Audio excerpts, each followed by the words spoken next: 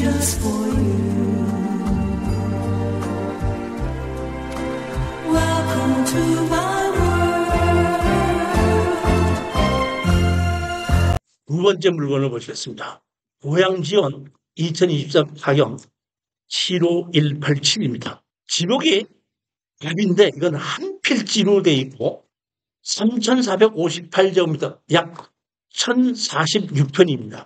지적법상 도로도 있고 그다음에 건축 허가를 받아서 매매를 우리가 해야 되기 때문에 1평 정도가 돼 있는 것을 우리가 한 사람에게 다 매매한다는 것은 좀 어렵기 때문에 우리는 이거를 낙찰 받으면 분할을 해서 매도할 생각을 해야 되는 겁니다. 따라서 혼자서 이게 보게끔 되면 약 1,000평이다 보니까 한 200평이나 150평 정도로 분할을 하고 일부러 도로를 만들면 딱 맞기 때문에 제가 판단하기에는 한 두 사람 정도서 공동으로 같이 사서 공유물 분할을 하면서 개발 허가를 받아서 그러면 되지 않는가 이런 생각이니까 처음부터 이런 거는 분할을 하기가 쉽게 이제 원래 옛날 같았으면 4명이나 이렇게 같이 하라 할 텐데 지금은 농지는 지분으로 낙찰을 받게끔 되면 지분권자 전부 다가 어디를 어떻게 가른다, 어디 농사를 짓는다는 걸 다 제출해야 되다 보니까 너무 좀 어렵다 보니까 2명 정도서 해서 2명이 한 500평씩 사갖고 500평을 별도로 따로따로 개발 효과를 받아서 도로를 분할해가지고 만들어서 이게 맞지 않는가 제 생각에 그렇습니다. 가구로 되어 있고 1,046평입니다. 여기 가격을 보시게끔 되면 27억짜리가 지금 얼마까지 떨어졌죠? 6억 6천까지 하락을 했습니다. 저는 이것이 왜 이렇게 많이 하락을 했는가 조금 의심스러운 것이 있습니다. 보면 이 조금만 자세히 보면 이게 별로 문제가 되는 것이 없는데 이렇게 돼 있는데 자 보시겠습니다. 일지죠. 보존관리 지역이죠. 다른 뭐 공장이나 빌딩을 짓거나 다세대를 짓지 않고 개인 주택을 짓는다고 할 때는 보존관리나 계획관리 지역이나 큰 문제가 없기 때문에 그것도 무시하고 우리나라에서 개인 주택지로 해서 팔자 이런 매도하자 이런 뜻입니다. 자, 여기 보시게끔 이렇게 길게 한 필지가 되어 있고 여기 노랗게 되어 있는 것이 있죠. 노랗게끔 표시가 되어 있는 것이 감정평가사가 현황 도로로 쓰고 있는 걸 이렇게 노랗게 표시한 거고 여기를 보시게끔 되면 이렇게 여기 보면 지목이 대지로 되어 있고 이게 건축허가 나온 게 있습니다. 자, 한번 더 볼까요? 용도 지역은 보존관리 지역입니다. 이게 짙은 색깔은 계획관리 지역인데 이렇게 옅은 녹색은 하늘색으로 되어 있는 것은 이거는 보존관리 지역입니다. 조금 제가 우리가 여기 낙찰을 받은 땅인데 여기를 좀 확대를 해봤죠. 확대를 해봤더니 자 여기 보시게끔 되면 이렇게 도로로 되어 있죠. 이 필지 전부 다가 이렇게 도로로 되어 있는 겁니다. 그런데 여기에 보면 쪼가리 땅이 또 있고 여기 쪼가리 땅이 2개가 있는데 이 2개가 다 도로로 되어 있습니다. 그러니까 근데 이 땅은 개인 땅이에요. 이 땅도 개인 땅이고 이거는 국유지고. 그러면 왜 개인 땅으로 이렇게 됐냐 이렇게 아셔야 될 것 같은데 보면은 건축법에서 4m의 도로를 건축법상 도로를 한다 이렇게 되어 있습니다. 근데 4m가 안 될 때는 건축선 후퇴해갖고 넓이를 4m로 만들어야지 건축허가를 내주는 겁니다. 이게 제가 보기에는 여기 건축허가를 내느라고 이렇게 후퇴를 해서 건축선 후퇴해서 여기를 지목을 도로로 바꾸는 조건으로 이렇게 건축허가를 내준 겁니다. 근데 여기 보시면 여기는 좁고 여기는 조금 넓죠.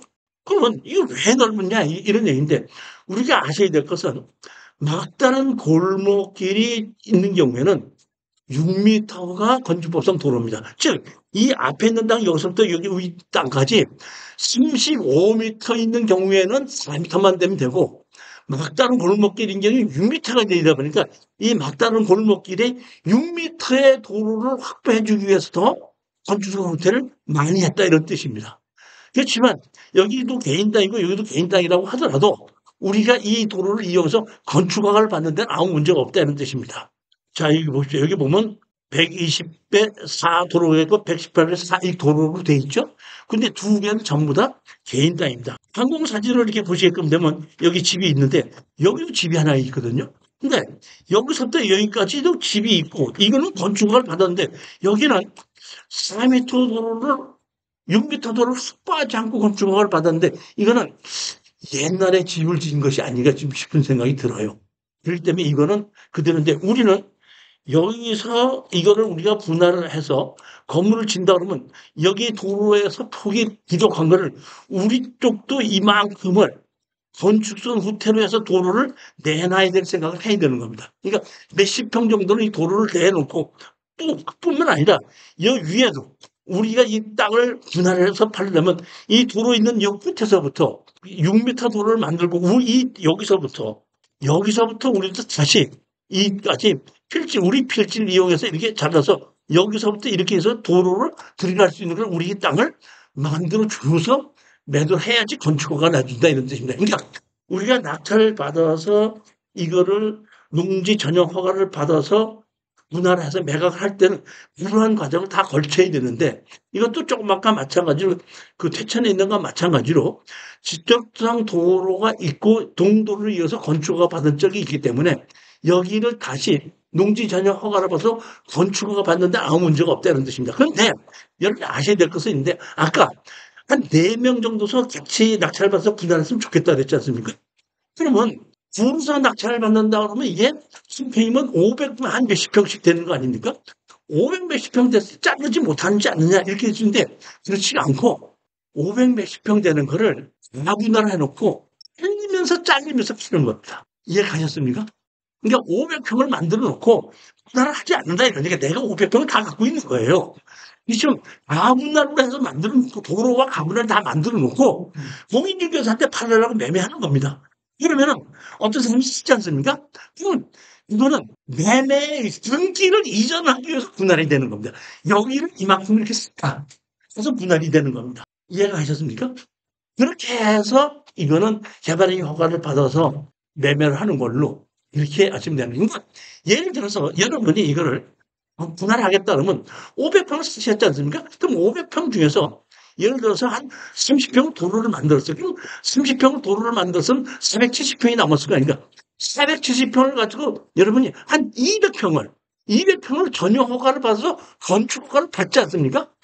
건축 허가를 받는 만큼 분할이 되는 거예요. 그럼 나머지는 대부분 분할이 되는 겁니다. 그러니까 이걸 통째로 매매하지 마시고 이런 식으로 해서 낙찰을 받아서 분할을 해서 했는데 혼자서 그렇게 다 하기는 좀 한 두 분 정도가 같이 공동으로 매입해서 두 분 정도라는 것은 이분하고 이분하고 같이 하라는 방법도 있지만은 김 사장님 아들하고 둘이 같이 사도 되는 거고 여자하고 같이 사도 된다는 얘기입니다. 그렇게 해도 따로따로 등기 이전을 해서 공유물로 해서 따로따로 분할해달라면 분할해 주는 거니까.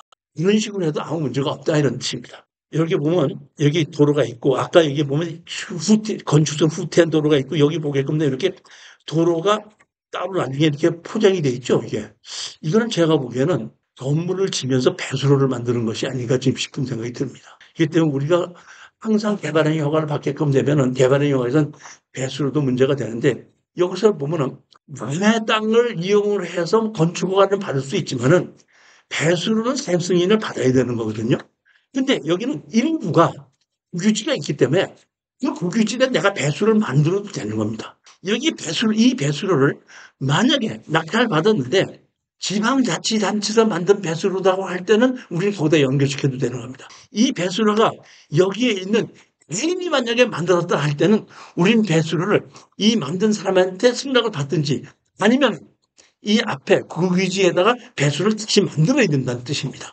이런 것이 있기 때문에 이 현장에서 이런 것을 우리가 낙찰을 받았다고 할 때는 이 현장에 있는 이 포장을 누가 했고 배수는 누가 만들었고 이런 거 정도는 사전에 현장 답사를 할 때 그런 걸 가서 보는 겁니다. 현장 답사를 한다 그러면 가서 이렇게 보는 건데 그게 보고 오면 그것이 스푼가 떠오는 거예요. 현장 답사가 떠오는 거예요. 답사한다는 뜻은 여기에 포장이 됐는데 포장이 누가 했느냐? 여기 도로를 누가 관리를 하고 있느냐? 여기 배수로는 만들어져 있는 것 같은데 이 배수로는 누가 만들었고 누가 관리를 하고 있느냐? 이러한 것을 우리가 알아내는 것이 현장 답사를 하는 겁니다. 뒤쪽으로 보면 이렇게 집이 하나 져 있고 우리 땅인데 이렇게 포장이 된 것 같기도 하고 포장을 막힌 것 같은데 여기는 제가 보기에는 여기는 지방자치단체에서 만드는 것 같은 포장이 된 것 같은데 이거는 아닌 것 같은 생각도 들어요. 그리고 이 뒤에 있는 이 집이 배수로를 어떤 식으로 만들었는지 어떻게 사용하고 있는지 이것이 궁금하고 이 앞에까지는 배수로를 만들어야 된다는 생각도 좀 하셔야 된다 이런 얘기입니다. 그렇지만 배수를 만든다고 하더라도 가격이 워낙에 하락이 돼 있기 때문에 들지만 않고 낙찰을 받으신다면 아무 수익을 올리는 데는 아무 문제 없다 생각합니다. 자, 그럼 이번에는 권리 분석을 해보겠습니다. 이것도 뭐 한 필지인데 여기 보시게끔 되면 아무것도 없이 근저당 설정 하나만 있죠.